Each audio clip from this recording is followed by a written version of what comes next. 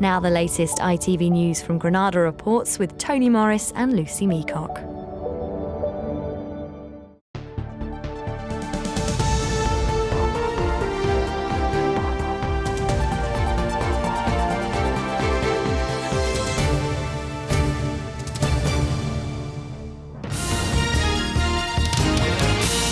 Good evening.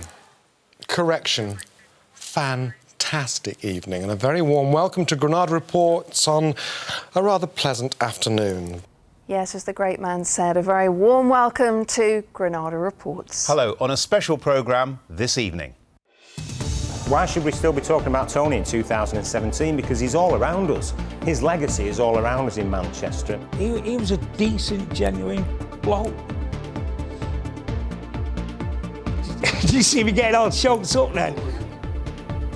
10 years on, how Tony Wilson put Manchester on the map and changed the region he loved. He was known as Mr. Manchester, but Tony was an advocate for our whole region. We'll look at his impact on the North West.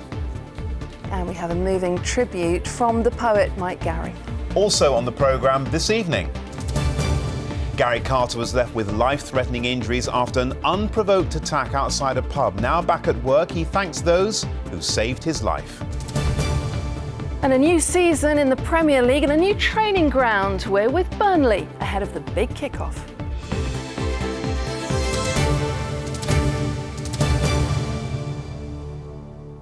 He was Mr. Manchester, but as Mr. Granada, he championed all of the North West. And now, 10 years after his death, tributes are being paid to Tony Wilson. The fact he's been trending on social media all over the region today is a sign of how much respect people still have for him. Yeah, it was he who came up with that great saying, "This is Manchester, we do things differently here." And when it came to music and broadcasting, he made sure of that. He brought us Joy Division, New Order, the Happy Mondays. He brought Madonna to the Hacienda.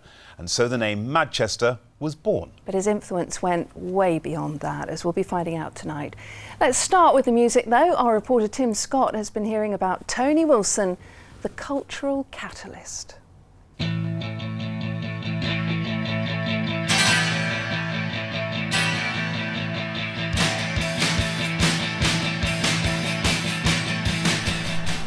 Yes, here we are at the site of the Hacienda once more, and perhaps you'd be forgiven for thinking, oh no, not again. But the reason we're still talking about this place and Factory Records and the bands that made it happen is the fact they really did matter. Their legacy is still all around us today, in music, in fashion, in the ways our cities are changing, and much of it is down to the work and vision of one man. That man is Tony Wilson. Why should we still be talking about Tony in 2017? Because he's all around us. His legacy is all around us in Manchester. He went round this world and made all the people all over it, in every continent, a friend of Manchester. And he always appeared to be in awe of all the artists, he really did, and he was so kind and generous and passionate about us. Well, the first time I actually ever met Tony, I had a plastic pint pot full of Body Eaton's bitter in my hand and I threw it at him. Because I couldn't sort of like go over and speak to him.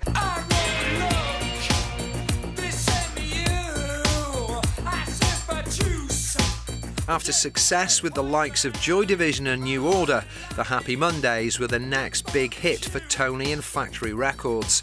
Their music, their clothes and their attitude, a perfect mirror of those hedonistic times.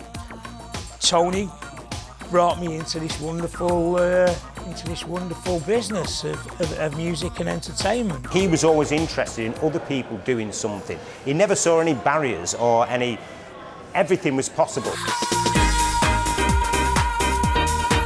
And alongside the music, let's not forget the former yacht showroom on Whitworth Street that Tony helped turn into the most famous nightclub in the world. The man opened the Hacienda to entertain Manchester for 17 years for little or no reward. You didn't have to wear a pair of Farrah pants and a pair of shoes from Dulce's to get in. Factory Records may have gone bust and the Hacienda closed down. By then, though, Tony Wilson had left his mark on our culture. But he died too soon, from cancer 10 years ago today, aged just 57. You still miss him. He was one of those people that, you know, for him not to be here, he is really missed. He was a decent, genuine bloke. Did you see me getting all choked up then? I don't do choked up, and that's, you know, but he was a great bloke, he was an honest bloke.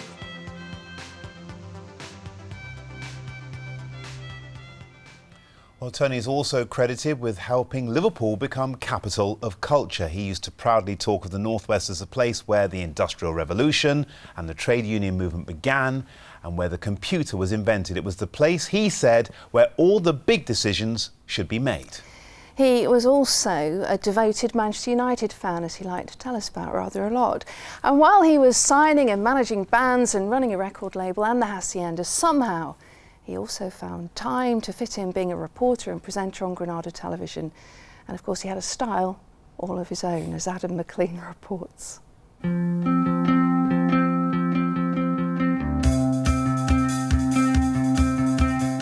Since the first caveman first watched the first prehistoric bird fly and wing his way across the skies, man has wanted to get up there in the clouds. The fence, the barbed wire fence! As with everything Tony Wilson did, on screen he did things differently. It's one of those jokes that we don't like to make because we leave the bad puns to the man called Burns and the BBC. It brings the memories back. It's typical Tony. He loved to have a go. He had a go at me many a time when I was his rival, when I was presenting North West Tonight and he and Lucy were doing Granada reports. He always liked to have a dig, usually at RTS award nights. I joined Granada to launch the new Granada reports. The presenters were Bob Greaves, myself and Brian Truman, and our young thrusting star reporter was this new lad called Tony Wilson. And he made such an impact. That's a boom, and this is booms. Do you think Tony would have been the mayor of Greater Manchester? Without doubt. Fully confident he would have been the mayor of Manchester or the mayor of Greater Manchester. And we would have been so entertained and it would have been so much fun. But within 3 months we would have been all bankrupt and tried to get rid of it. With viewers, Tony was never quite as popular in Liverpool as he was in Manchester. Is it true, is it not true, on your programme about 3 or 4 years ago, what's the best thing that come out of Liverpool? The M62. It's a joke. It was always very funny, though, Manchester-Liverpool thing, because contrary to public belief, Tony actually was very, very much, even in the early days, let alone the later days, when he got involved officially in the North West, was always a North Westerner. Scousers cheering Manx, Manx cheering Scousers. What a great day. Have a great weekend. See you Monday. So what would you do at home if you knew that the world was going to end in a few minutes? What would you do? I hate to think. If you only had a few minutes left. I'd read poetry, Lucy. Oh, no! The man who loved the work of poets like Yeats inspired a poem of his own. Talk to me of all these things and there's one thing that's for certain. I'll see the face and I'll hear the voice of Anthony H. Wilson. I say it in the poem, he was the greatest youth worker I ever dreamed, and he was a youth worker for thousands upon thousands of young people in Manchester and throughout the world. Yeah, of course we had the cool kids who played table tennis and pool with us, but no one spoke to us about art, no one spoke to us about music, no one spoke to us about culture. Tony spoke to me about all those things, and I wasn't allowed to talk about those things in the world I grew up in Moss Side. We had to keep things like that quiet. So Tony was a conduit of information and ideas.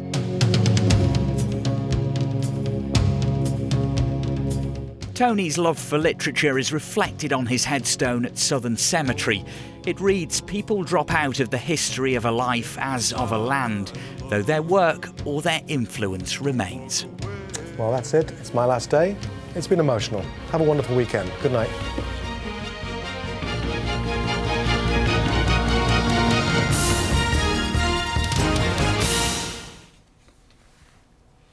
And we'll have another tribute to him at the very end of the programme. Finally tonight, though, back to Tony Wilson. And to mark the 10th anniversary of his death, we have some special television moments and memories on our website. Yeah, well worth checking out. You'll also find the poet Mike Gary there with a new version of his poem St Anthony, an ode to Anthony H. Wilson. Specially recorded for Granada Reports in St Mary's Church in Manchester, affectionately known as the Hidden Gem. It It was one of Tony's favourite places. It was an escape from modern life, somewhere calm where you could find peace. And it was the church that was chosen for his funeral. We're leaving the final word tonight to Mike Gary. Good night. Good night. Talk to me of Albion, of Anderton and of Art, of the Arndale, Alan Turing, Acid House, Alexander Park, Beds the Buzzcocks, Bouncing Bombs, Beautiful Busby Babes, Curtis, Cancer Christie's, Catholicism, Crack and Kurt Cobain. Talk to me of all these things, and there's one thing that's for certain. I'll see the face and I'll hear the voice of Anthony H. Wilson. Since the first caveman first watched the first prehistoric bird fly and wing his way across the skies, man has wanted to get up there in the clouds. Good evening and welcome to So It Goes, a or perhaps the new music show. Oh, talk to me of Gretton, God and Granada, and of Hockey, and of Hannah, and how the fighting just got harder. I'm sorry, Mr. Ben, Mr. Ben. No, I'll speak now, Mr. Ben. You've done your talk. I'll speak now, Mr. Ben. I want to hear it from the mouth of an honest northern blagger. I know nothing. He said, I know nothing. About rugby league. I know everything about everything else, Lucy. Talk to me on the telly, then talk to me on the radio. Talk to me at the opening of some arty-farty show. It's always nice to think that I wasted a career. I didn't, because working for Granada is wonderful and broadcasting to my region and this region is fantastic. Say, Auntie, please come round. Because 10 years later, something is lost, still hasn't been found.